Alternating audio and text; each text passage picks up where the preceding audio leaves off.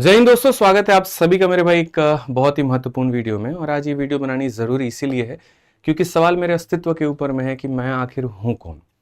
इतने सारे कमेंट्स जो आप लोग यहाँ अलग अलग वीडियो में कर रहे हैं, क्या वो कमेंट्स जेन्युइन हैं? क्या आपका सवाल जेन्युइन है या आप कहीं गुमराही के शिकार हैं?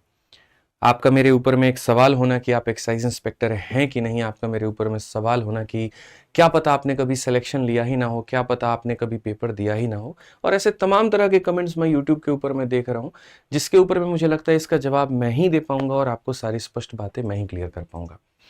मेरा 1% भी यहाँ पर मन नहीं था, 1% भी उद्देश्य नहीं था कि मैं अपने ऊपर में आकर के चर्चा करूं। मैंने जितनी भी वीडियोस बनाई ऑलमोस्ट सारे के सारे आपके सवालों के ऊपर में बनाया, आपके ऊपर हो रहे अत्याचार के ऊपर में बनाया, आपके हो रहे रिफॉर्म के ऊपर में मैंने बनाया। लेकिन आज मजबूरी मेरी ये बन गई है कि मुझे अपने आप को ही आकर के बताना पड़ रहा है कि मैं कौन हूँ।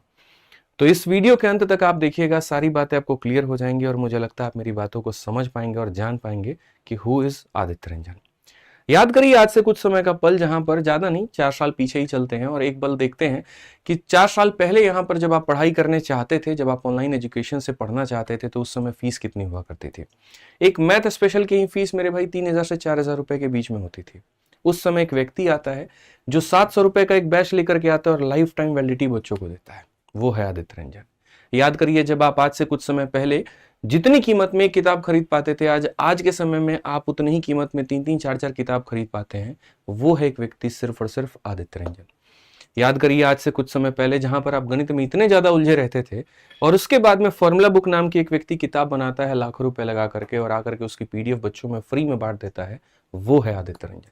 एक समय पहले जहां पर गणित को समझना कितना मुश्किल होता था, जटिल होता था, और जड़ से लेकर के टॉप लेवल तक पहुंचाना और समझाना किसी के बस की बात वहां पर नहीं थी। वहां पर एक व्यक्ति पूरे गणित को इतना दिलों में उतार देता है। वो है आदित्य रंजन। एक व्यक्ति यहां पर जो बढ़िया तरीके से अपने गाइडेंस के वीडियोस के माध्यम से यूट्यूब पर हर उस बच्चे को गाइड करता है और लाखों की संख्या में सिलेक्शन लेने में मदद करता है। वो है आदित्य रंजन। जहां पर आप भटकते रहते थे कि मैथ्स कैसे पढ़ना है, इंग्लिश कैसे पढ़ना है, रीजनिंग कैसे पढ़ना है, जीएस कैसे पढ़ना है, जिसने अलग अलग सोर्सेज को रेकमेंड करके आपको आगे बढ़ने में मदद किया, बिना अपने किसी निजी स्वार्थ के, बिना अपने किसी यहाँ पर जो है अपने लालच के, वो व्यक्ति है आदित्य रंजन। और आज उस आदित्य रंजन पर आप लोगों ने इतने क्वेश्चंस खड़े कर दिए हैं, इतने सारे सवाल खड़े कर दिए हैं, जो बस गुमराही का एक शिकार हो रहा है कि किसी ने कुछ भी कह दिया, हम आकर के वो सवाल पूछ लें। ठीक है, लाजमी है, सोशल मीडिया का दौर है और कमेंट करना हर किसी के लिए बहुत आसान है। मतलब सबसे आसान अगर कुछ है तो आप कमेंट ही करेंगे किसी के ऊपर में, चाहे आप बातों को जाने ना जाने। तो ठीक है, बढ़िया बात है। यही सोशल मीडिया के दौर में हमारे पास भी एक हमारी प्लेटफॉर्म है, हमारे पास में मेरी एक आवाज है और उस आवाज को सही तरीके से उपयोग करने में आप पूरी मदद करूंगा और मैं आपको सारी बातें स्पष्ट रूप से बताऊंगा। आज से कुछ समय पहले, थोड़ा सा ज्यादा पीछे नहीं लेके चलूंगा, मैं आपको बहुत पहले लेके चलूंगा, जब मैं यहाँ पर 3 साल पहले यूट्यूब पर पढ़ाया करता था। उस समय मैंने पढ़ाते वक्त में भी ये बात कही थी, जब मैंने शुरुआत की थी, कि हमने सीजल का पेपर दे दिया और हमारा रिजल्ट अभी नहीं आया है और जिस दिन रिजल्ट आएगा आपके सामने अपना सेलिब्रेशन हम दिखाएंगे और हम आपको ये बताएंगे कि हम किस पद पे सेलेक्ट होते हैं। आप अगर यहाँ पर एक वीडियो देखेंगे तो ये रैंकर्स गुरुकुल पर है और 3 साल पहले ये स्ट्रीम हुई वीडियो है, 2,41,000 व्यू है। और इसके ऊपर में मैं साफ तौर पर ये बात बताता हूँ कि जीवन में जो भी मेरी मंशा रही है बहुत स्ट्रेट फॉरवर्ड रही है। 2 नंबर की बातें हमने कभी नहीं की। उस समय भी हमने ये बताया कि जैसे लोगों का सपना होता है इनकम टैक्स इंस्पेक्टर बनना, एमईए में जाना, लेकिन हमने शुरू से अपनी पहली प्राथमिकता ही एक पद के लिए रखी थी और वो था एक एक्साइज इंस्पेक्टर। और यहाँ पर हमने इस वीडियो के अंदर में बहुत स्पष्ट रूप से दिखाया था कि पहला जो पोस्ट का कोड है वो हमने B23 भरा हुआ है, अगर आप देख सकते हैं तो। और ये है मेरा वहां पर सिलेक्शन का, जहां पर मुझे जो पोस्ट मिलता है 22/011/23/010, ये मेरा रोल नंबर है। आप सर्च कर लीजिएगा आगे चल करके, कोई दिक्कत की बात नहीं है।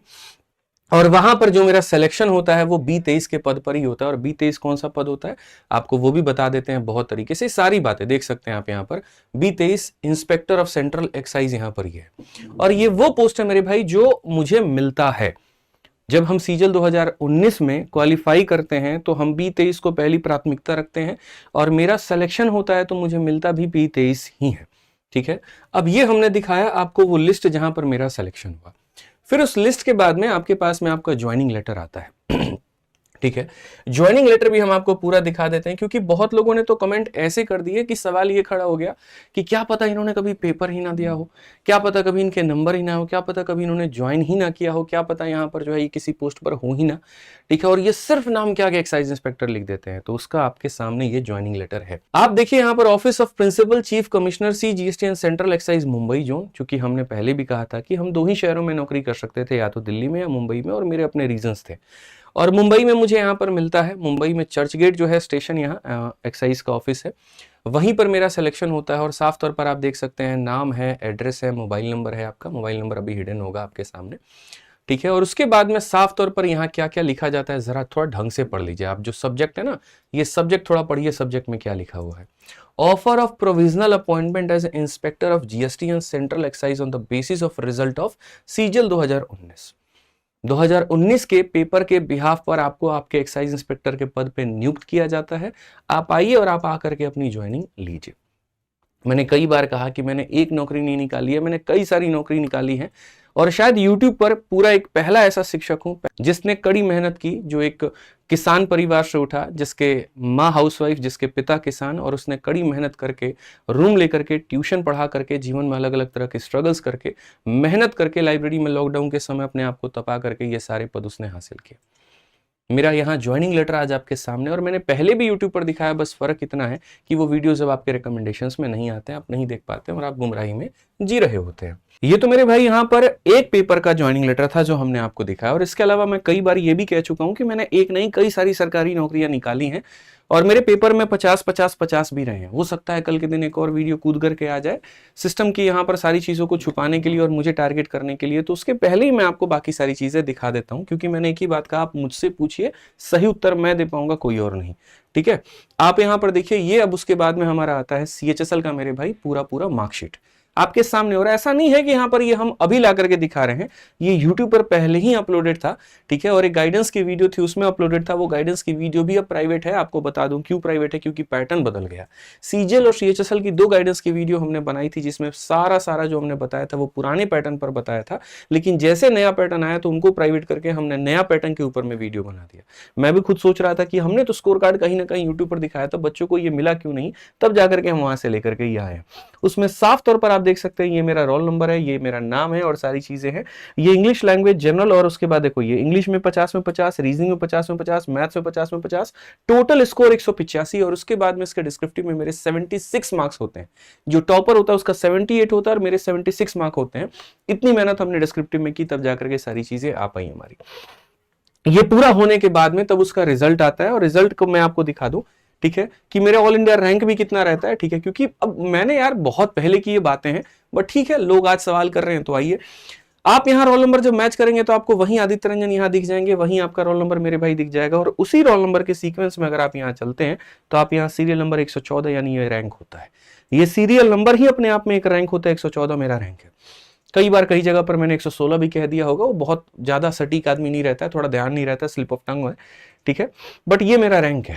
उस समय उस कंपटीशन में इतने नंबर 50-50-50 लाने के बावजूद भी, 76 मार्क्स लाने के बावजूद भी मेरा रैंक कितना होता है, बट मैं सेटिस्फाइड होता हूं। जो टॉपर का रैंक होता है वो मेरे से 2 नंबर ही ज्यादा होता है, क्योंकि जब आप ऊपर जाते हैं तो एक 2-2 नंबर पे 100 जो लोग हैं वो आगे पीछे हो जाते हैं। डिस्क्रिप्टिव में एक आधा नंबर और होता तो शायद ऑल इंडिया रैंक 1 से 10 के बीच में भी होता। जब ये मेरा रैंक है, ये मेरा सिलेक्शन है, तो जाहिर सी बात है इसकी भी कहीं ना कहीं कोई ज्वाइनिंग लेटर होगा, इसमें भी कहीं ना कहीं किसी पद पर नियुक्त होंगे। वो मेरे भाई यहाँ पर ये हो जाता है हमारा CHSL का।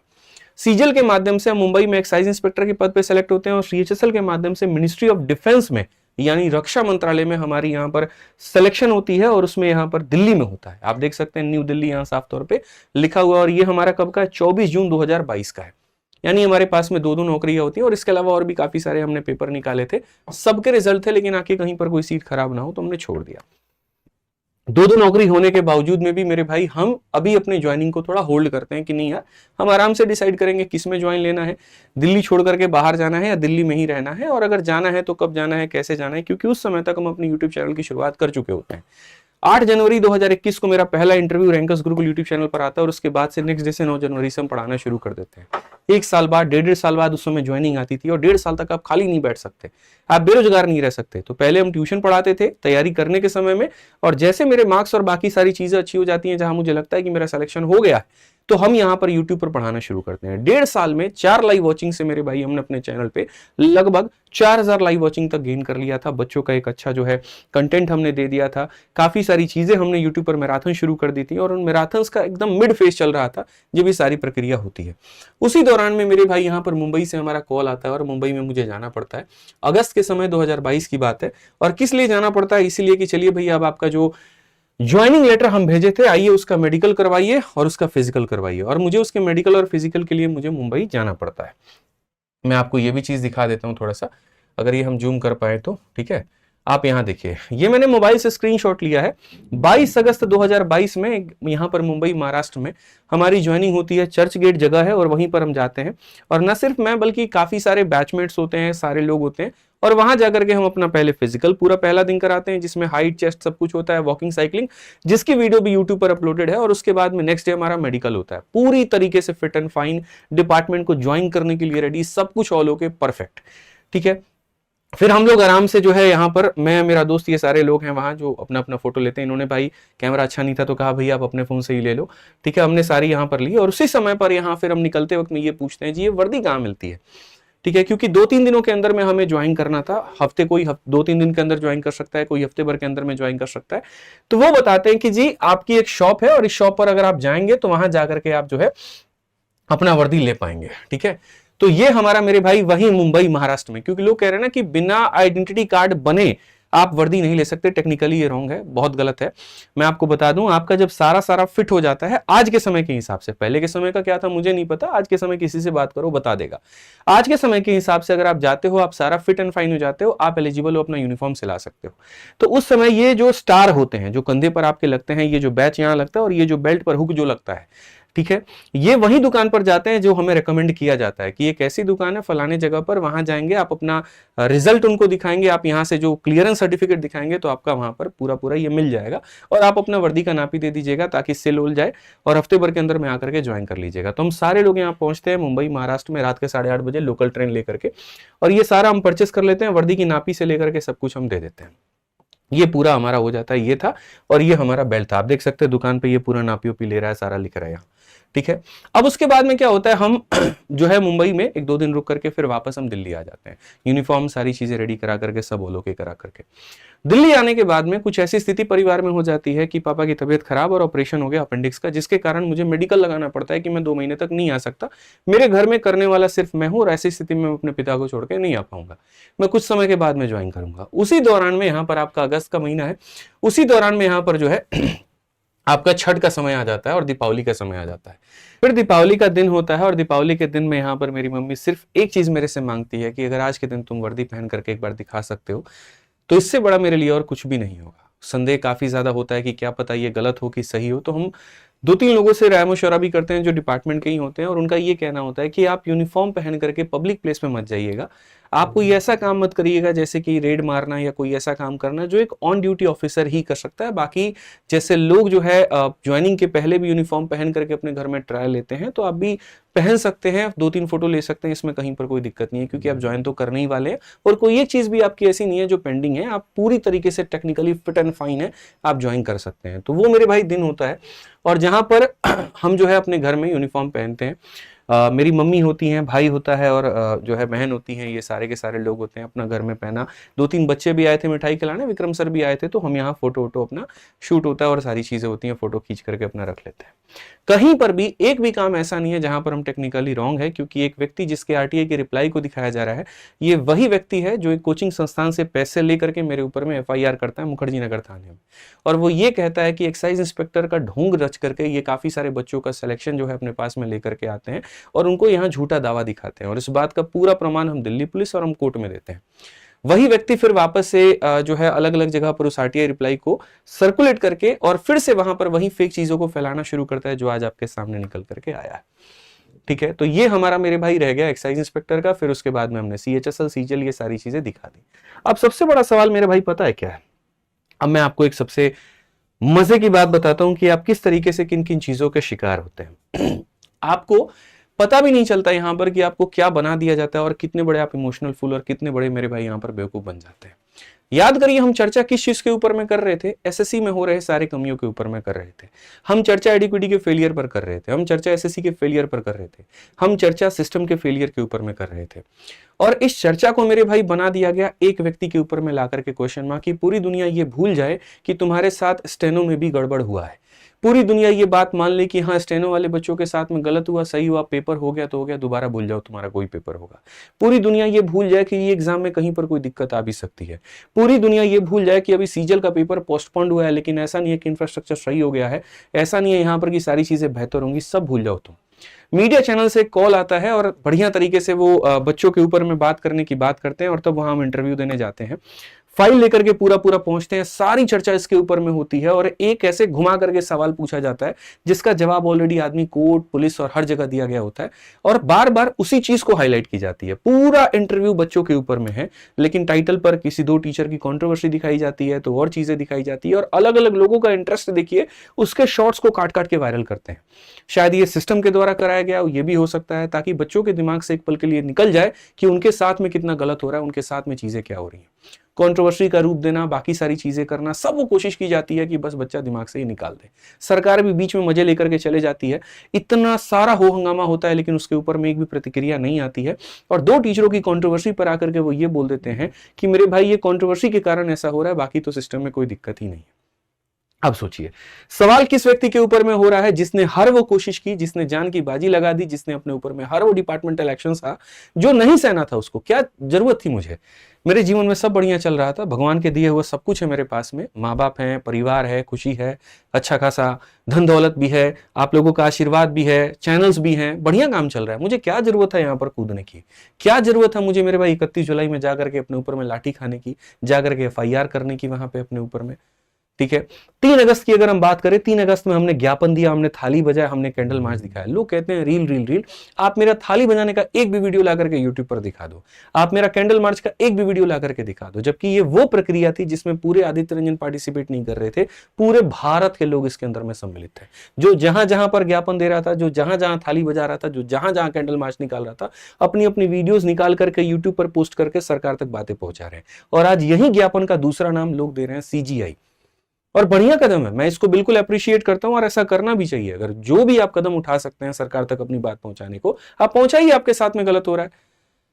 8 अगस्त के दिन में मेरे भाई एक एक्सपोज ऐसी वीडियो लेकर के आते हैं जिसके ऊपर में 3 अलग अलग कंपनी से मेरे भाई जो है प्रॉब्लम आती है, जिसके ऊपर में आवाज उठाते हैं वो भी, और सिस्टम से लेकर के जो मैं आपके सामने नहीं डिस्कस कर सकता, मैं ये बता तक नहीं सकता कि मेरे ऊपर में क्या क्या बीता है, कितने एक्शंस हो चुके हैं और कितने मेरे भाई मानहानि आ चुके हैं।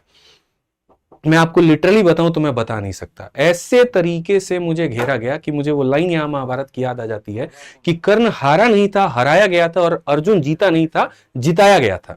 बस ये लाइन मेरे भाई यहां पर पूरी तरीके से हमें याद आ जाती है, आप समझ लीजिए। बस ये पूरा पूरा आप समझ लो कि 8 अगस्त की एक्सपोज वीडियो बना करके और अपने ऊपर में आदमी इतना कुछ सह लेता है कि चलो ठीक है यार, कोई बात नहीं, हो गया तो हो गया, कोई दिक्कत नहीं है, ठीक है, बच्चों को किसी तरीके से न्याय मिल जाए तो बेहतर है। 24 अगस्त को भी प्रोटेस्ट करते हैं, सारी चीजें करते हैं, सिर्फ इसी बात पे कि सरकार तक ये बातें पहुंचे, और पूरे प्रोसेस में 1% भी दुनिया ये याद नहीं रखती है कि इस इंसान ने अपने ऊपर में क्या क्या सहा है।